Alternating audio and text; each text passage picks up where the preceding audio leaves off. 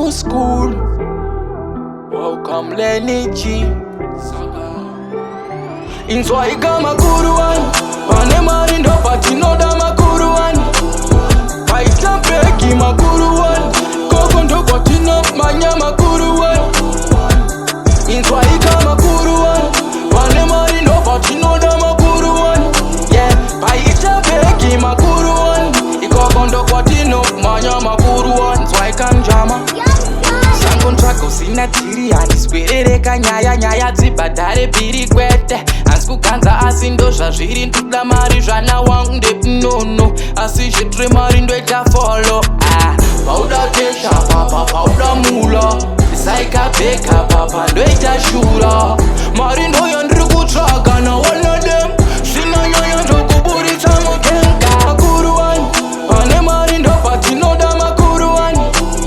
Paita peki Makuruwani, koko ndo kwatinamanya Makuruwani. Inzwaika Makuruwani, pane mari ndo patinoda Makuruwani. Yeah, paita peki Makuruwani, ikoko ndo kwatinamanya Makuruwani.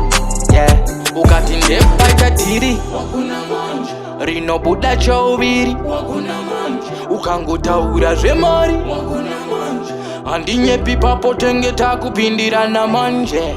Toda nyaya dziri nani, mazhetsa neplan, ndiri pakutsvaga wangu ndiri after man. Hey man, watagwan, nyaya sina plan, kana usina nyaya wangu usapinze fun. Paika Makuruwani, pane mari ndo patinoda Makuruwani. Yeah, paita peki Makuruwani, koko ndo kwatinamanya Makuruwani. Inzwaika Makuruwani, pane mari ndo patinoda Makuruwani. Yeah, paita peki Makuruwani, ikoko ndo kwatinamanya Makuruwani. Inzwaika njama sangontrako sina tiri, handiswerereka nyaya dzibhadhare bhiri kwete. Hansi kuganza asi ndo zvazviri, ndoda mari zvana wangu ndepinono, asi zvitre mari ndoita folo. Pauda kesha papa, pauda mula, ndisaikabheka papa ndoita shura. Mari ndoyo ndiri kutsvaga na one